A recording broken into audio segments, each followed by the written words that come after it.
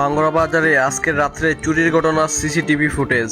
ঘটনাটি ঘটে বাঙ্গরা বাজারের চেয়ারম্যান প্লাজায় বাঙ্গরা অনলাইন মার্কেটে, মানে আমার দোকানে। মার্কেটের উত্তর পাশে এই লোহার গেট কেটে চোর প্রবেশ করে ভিতরে। কোনো জায়গায় সিসি ক্যামেরা আছে কিনা এজন্য এদিক সেদিক তাকায় চোর। আমার ভাবার বিষয় এটাই যে মার্কেটে এত দোকান থাকতে চোর কেন আমার দোকানে শুধু আক্রমণ করলো। দেখতে পাচ্ছেন সে আমার দোকানের নাম খুঁজতেছে। যখন কনফার্ম হলো এটা বাঙ্গরা অনলাইন মার্কেট, তখনই সে এদিক সেদিক দেখতে যায় যে আশেপাশে কেউ আছে কিনা।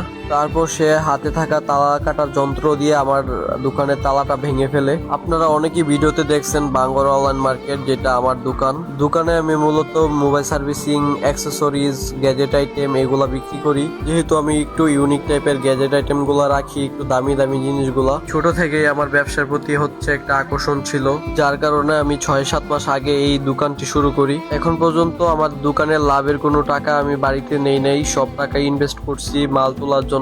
আমার আব্বুর ইনকামের টাকা দিয়েই আমাদের সংসার চলে।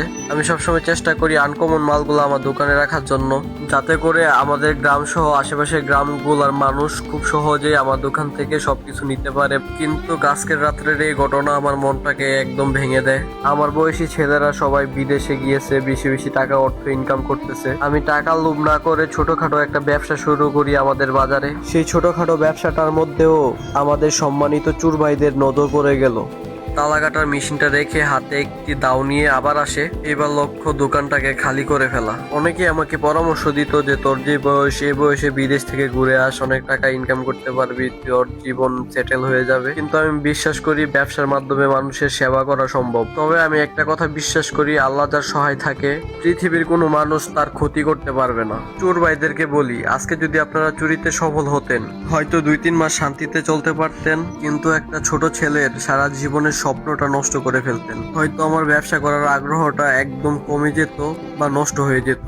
জানি না কোন উদ্দেশ্যে আমার দোকানে আপনারা হামলা দিয়েছেন। অর্থের লোভে চুরি করতে চাইছেন, নাকি আমার উপর কোনো ক্ষোভ আছে আপনাদের? যদি অন্য কোনো ক্ষোভ থাকে তাহলে আমাকে ক্ষমা করে দিয়েন, কারণ আমি ইচ্ছাকৃতভাবে কারো ক্ষতি করতে চাই না কোনো সময়। আমি ছোট থেকে চেষ্টা করি সবার সাথে মিলেমিশে চলার জন্য। আমি কোনো রাজনৈতিক দলের সাথেও যুক্ত না, বা আমার কোনো পক্ষ নাই, এই পক্ষ ওই পক্ষ এগুলার মধ্যেও আমি নাই। যে আমাকে খুশি মনে ডাক দেয় আমি তার কাছে ছুটে যাই। আজকে আপনারা সফল হলে আমার আর্থিক ক্ষতির থেকে বেশি মানসিক ক্ষতি হতো।